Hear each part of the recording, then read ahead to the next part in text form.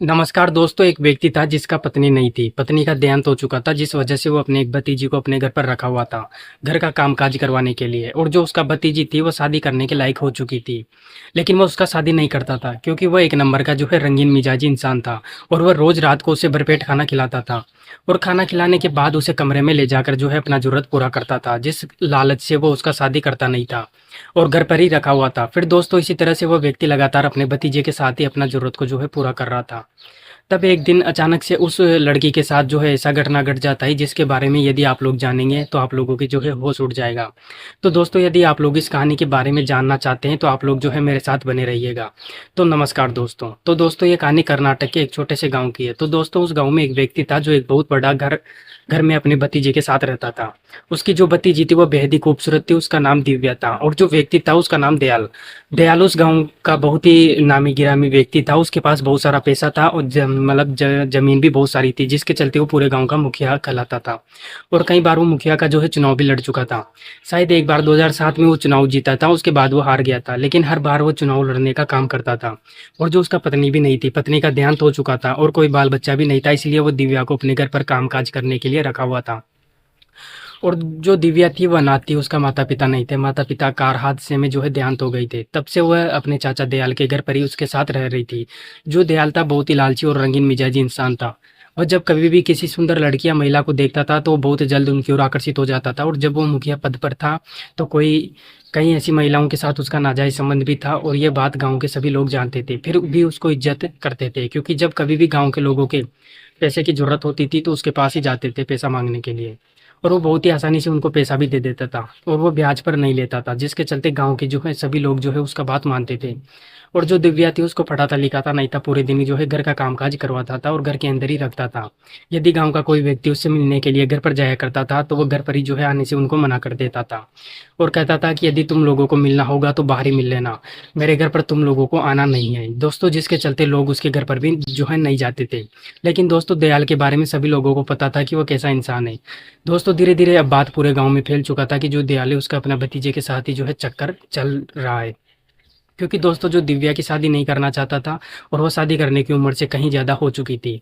और जब कभी भी कोई गाँव का व्यक्ति हिम्मत जुटाकर उससे बोल देता तो उसके जो है भतीजे को लेकर, वो जो है आपकी जो भतीजी है वो सयानी हो चुकी है, उसकी शादी कर देना चाहिए, तो वो उसको डाँट देता था, धमकी देता था, कहता था कि मेरी भतीजी है, इसकी चिंता मुझे करनी चाहिए, तुम लोग कौन होते हो चिंता करने वाले? मेरा जब जी आएगा मैं उसका शादी करूँगा। लेकिन दोस्तों उसको दिव्या के प्रति लालच था। दोस्तों कहने को तो वो चाचा था और दिव्या का दिखावे के लिए मान दुलार करता था। लेकिन दोस्तों जब रात होता था तो वो दिव्या को अपने कमरे में लेकर चला जाता था, और ले जाने के बाद दोस्तों वह जो है उसे हिलाने लगता था, पूरी रात उसके साथ अपना ज़रूरत पूरा करता था। और जब सुबह होता था तो दोस्तों जो दिव्या थी उसको मालूम नहीं रहता था कि रात में उसके साथ किसी ने जो है ज़रूरत पूरी की है। क्योंकि दोस्तों जो दिव्या थी उसकी उम्र काफ़ी ज़्यादा हो चुकी थी और शादी नहीं हुई थी, जिस वजह से उसे भूलने की बीमारी लग चुकी थी। घंटा, 2 घंटा, 4 घंटा उसे बातें याद नहीं रहा करती थी, कौन क्या बोला, कब बोला, वो भूल जाती थी। लेकिन फिर भी दोस्तों वो घर का काम किसी भी तरह से कर लिया करती थी। फिर दोस्तों इसी तरह से जो दयाल था वो रोज़ रात को दिव्या के साथ अपना ज़रूरत पूरा करता था।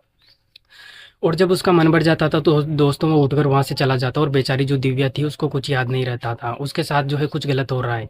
फिर दोस्तों इसी तरह से दयाल जो है अपनी भतीजे के साथ ज़रूरत पूरा करते हुए लगभग 12 साल का समय बीत चुका था। वो उन 12 सालों में काव्या का जो है हालत एकदम पंचर कर दिया था। दोस्तों कभी-कभार जो है गाँव समाज को दिखाने के लिए 1-2 रिश्तेदार को बुलाकर लाता था दिव्या की शादी करवाने के लिए। लेकिन दोस्तों उसको पसंद ही नहीं आती थी, तो वे लोग चले जाते थे, क्योंकि वह दिव्या का हालत एकदम खराब कर चुका था। जो कोई भी देखता था तो कहता था कि दिव्या जो है बड़ी बड़ी हो चुकी है, लेकिन दोस्तों अंदर का मामला था वो किसी को मालूम नहीं था। कुछ लोग जानते थे कि डर से इसका आवाज़ नहीं उठाते थे। फिर दोस्तों एक दिन की बात है, जो दयाल था वो उसके साथ जो है अपना ज़रूरत जो है पूरा कर रहा था। उसी दौरान अचानक से दिव्या के जो है पेट में दर्द होने लगा, जिसके बाद एम्बुलेंस बुलाकर दिव्या को हॉस्पिटल में लेकर गया। वहाँ जब लेकर गया तो डॉक्टर लोग दिव्या का चेकअप किए, और चेकअप करने के बाद वो लोग दयाल को बुलाकर बोले कि जो दिव्या है वो माँ बन चुकी है। उसके बाद जब दयाल ये बात सुनता है तो उसके पैरों तले ज़मीन खिसक गया, और वो सोचने लगता है कि अब उसका क्या होगा। गाँव में जो है उसका इतना मान-सम्मान था, और जब गाँव के जो है लोगों को ये सब जो है पता चलेगा कि दयाल अपनी ही भतीजे के साथ मुँह काला किया है, तो उसका तो काफ़ी बदनामी हो जाएगी। यही सोचकर दोस्तों जो दयाल था वो डॉक्टरों से बात करने लगता है, दयाल लेकर चाहे जितना भी पैसा लग जाए, लेकिन आप लोग जो है दिव्या को क्लियर कीजिए। डॉक्टर बोले इस काम के लिए आपको दिव्या को जो है दिल्ली या मुंबई लेकर जाना होगा। उसके बाद दोस्तों दयाल था वो उसके चक्कर में पड़ गया और अब वह करे तो क्या करे। फिर दोस्तों 3-4 दिन घर पर रुककर 5-6 दिन रुककर दयाल गाँव वालों से बहाना बनाकर किसी तरह से दिव्या को मुंबई लेकर चला गया, ये बोलकर कि अब दिव्या की जो है शादी मुंबई में होगी जिसे देख रहा हूँ। उसके साथ दिव्या की शादी होने वाली है, वे लोग दिव्या को देखने के लिए जो है मुंबई बुला रहे हैं। यही बहाना बनाकर जो है दोस्तों वो दिव्या को दिल्ली लेकर चला गया और वहाँ ले जाने के बाद दोस्तों बहुत भारी भरकम रुपया खर्च करके दिव्या को जो है क्लियर करवाया। उसके बाद दोस्तों वो फिर से दिव्या को गाँव पर लेकर आया। उसके बाद वो गाँव वालों को बोला कि जो लोग दिव्या को देखना चाहते थे वहाँ पर जाने के बाद वे लोग दिव्या को रिजेक्ट कर दिया, मना कर दिया। उसके बाद दिव्या को लेकर दिल में डर बैठ गया। जब भी वो रात के समय जो है दयाल को अपने कमरे में ले जाता था तो दोस्तों हमेशा उसे डर लगा रहता था, लेकिन फिर भी दोस्तों ऊपर झापड़ काम कर ही देता था। इसी तरह से दोस्तों फिर से दयाल का जो मन था वो काफ़ी बहक चुका था। डेली वह दिव्या को ले जाता था अपने कमरे में और अपना ज़रूरत पूरा करता था। फिर दोस्तों एक दिन की बात है, गाँव का ही एक छोटा सा लड़का था जिसका नाम विकास था। उसने हिम्मत बना लिया कि जो दयाल है आखिरकार अपना भतीजी का शादी क्यों नहीं करता है, हो ना हो रात में इसके साथ कुछ गलत काम करता है।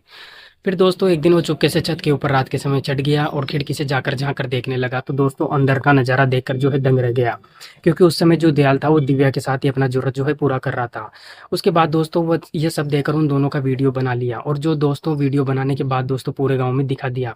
फिर दोस्तों उसके बाद जब गाँव के लोगों को दयाल को अपने भतीजे के साथ गलत काम करते हुए वीडियो जो है देखा तो दोस्तों पूरे गाँव में त्राही-त्राही मच गई। सभी लोग दयाल को गाली देने लगे, भला-बुरा कहने लगे। दोस्तों गाँव के सभी लोग मिलकर ऐसा किया, एक पंचायती बैठा है जिसमें एक दूसरे के गाँव जो मुखिया होते हैं, सरपंच, उनको एक दूसरे से गाँव से बुलाकर वहाँ पर सभा में बैठाया। उसके बाद वो वीडियो दिखाया गया। तो दोस्तों जो दयाल था वो भी अपना वीडियो देखा तो उसके पैरों तले ज़मीन खिसक गया, आसमान खिसक गया। वो सोचने लगा कि अब क्या करेगा? वो बचने वाला नहीं था। फिर दोस्तों जो मुखिया, जो सरपंच आए हुए थे वहाँ पर, जो सभी इकट्ठे थे, गाँव के सभी लोग थे, वे सभी लोगों ने निर्णय लिया कि आज के बाद दयाल का गाँव में नहीं रहना है। गाँव के सभी लोगों ने मिलकर दिव्या को एक अच्छा सा लड़का देकर उसकी शादी कर दी। उसके बाद दिव्या अपने पति के साथ ससुराल चली गई और हँसी खुशी से जो है रहने लगी। और उसके बाद जो भी दयाल का जो है चल संपत्ति था वो सभी गाँव वालों ने मिलकर आपस में बाँट लिए। तो दोस्तों इसलिए कहा जाता है कि हर रिश्ता का जो है एक बुनियाद होता है। ये रिश्ता अच्छा रखनी चाहिए और हर एक आदमी को रिश्ता अहमियत को समझना चाहिए, इधर-उधर नज़रें नहीं दोहराना चाहिए। तो दोस्तों जो कहानी थी वो आज की जो है बस यहीं तक थी।